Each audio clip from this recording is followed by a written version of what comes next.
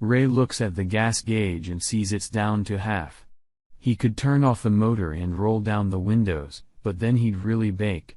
Sitting here in the sun, waiting for her to buy a purple plastic kickball for 99 cents when he knows they could get one for 79 cents at Walmart. Only that one might be yellow or red. Not good enough for Tolly. Only purple for the princess. He sits there and Mary doesn't come back. Christ on a pony. He says.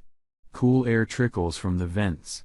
He thinks again about turning off the engine, saving some gas, then thinks, fuck it.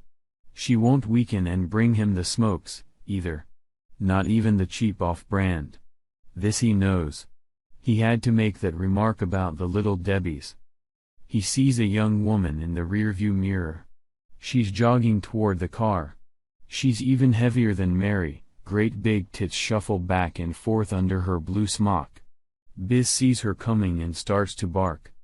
Ray cracks the window an inch or two. Are you with the blonde-haired woman who just came in? She your wife? She puffs the words. Her face shines with sweat. Yes. She wanted a ball for our niece. Well, something's wrong with her. She fell down. She's unconscious. Mr. Ghosh thinks she might have had a heart attack. He called 911. You better come. Ray locks the car and follows her into the store. It's cold inside. Mary is lying on the floor with her legs spread and her arms at her sides. She's next to a wire cylinder full of kickballs. The sign over the wire cylinder says hot fun in the summertime. Her eyes are closed. She might be sleeping there on the linoleum. 3 people are standing over her. One is a dark-skinned man in khaki pants and a white shirt. A name tag on the pocket of his shirt says Mr. Ghosh Manager. The other 2 are customers. One is a thin old man without much hair. He's in his 70s at least. The other is a fat woman. She's fatter than Mary.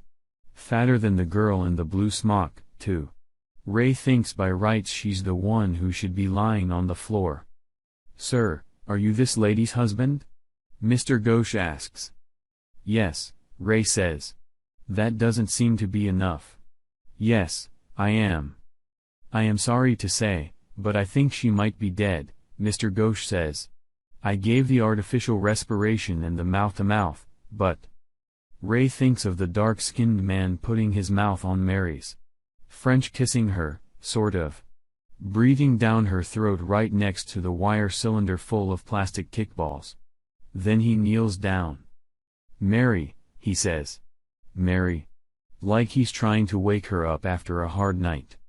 She doesn't appear to be breathing, but you can't always tell. He puts his ear by her mouth and hears nothing. He feels air on his skin, but that's probably just the air conditioning. This gentleman called 911, the fat woman says. She's holding a bag of bugles. Mary. Ray says. Louder this time, but he can't quite bring himself to shout, not down on his knees with people standing around. He looks up and says, apologetically, she never gets sick. She's healthy as a horse. You never know, the old man says. He shakes his head. She just fell down, the young woman in the blue smock says. Not a word. Did she grab her chest? The fat woman with the bugles asks. I don't know, the young woman says. I guess not. Not that I saw. She just fell down. There's a rack of souvenir t-shirts near the kickballs. They say things like my parents were treated like royalty in Castle Rock and all I got was this lousy t-shirt. Mr. Ghosh takes one and says, would you like me to cover her face, sir? God, no. Ray says, startled. She might only be unconscious.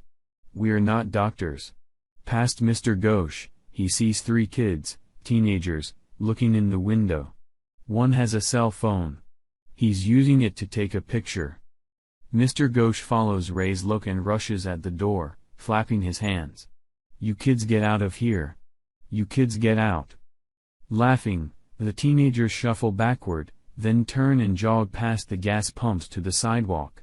Beyond them, the nearly deserted downtown shimmers. A car goes by pulsing rap. To Ray, the bass sounds like Mary's stolen heartbeat. "Where's the ambulance?" the old man says. "How come it's not here yet?" Ray kneels by his wife while the time goes by. His back hurts and his knees hurt, but if he gets up he'll look like a spectator. The ambulance turns out to be a Chevy Suburban painted white with orange stripes. The red jackpot lights are flashing. Castle County Rescue is printed across the front, only backward, so you can read it in your rearview mirror. The two men who come in are dressed in white. They look like waiters. One pushes an oxygen tank on a dolly. It's a green tank with an American flag decal on it. "Sorry," he says. "Just cleared a car accident over in Oxford." The other one sees Mary lying on the floor. Gee," he says.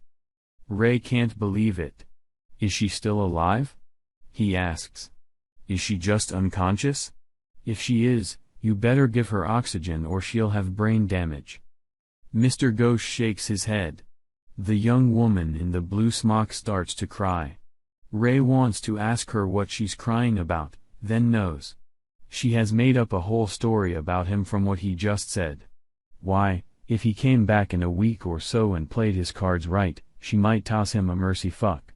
Not that he would, but he sees that maybe he could. If he wanted to.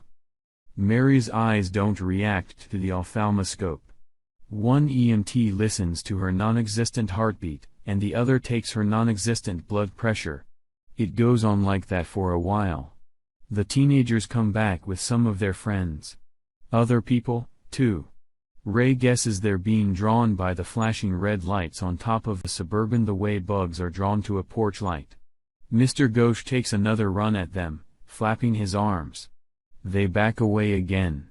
Then, when Mr. Ghosh returns to the circle around Mary and Ray, they come back.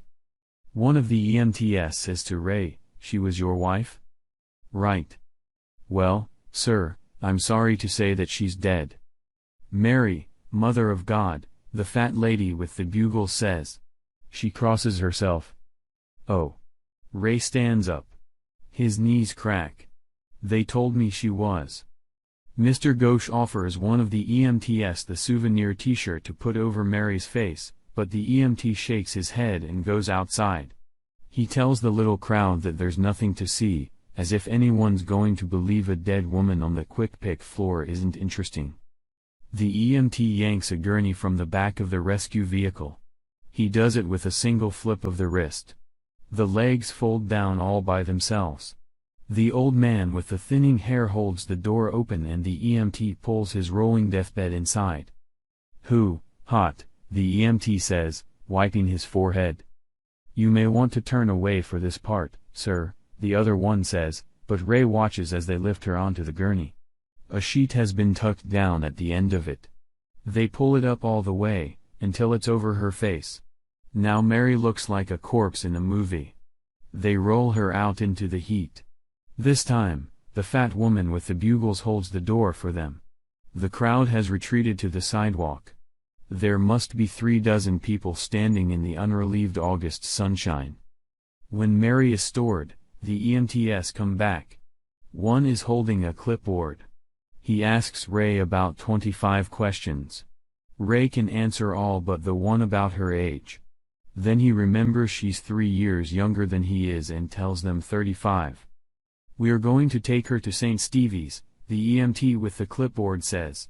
"You can follow us if you don't know where that is."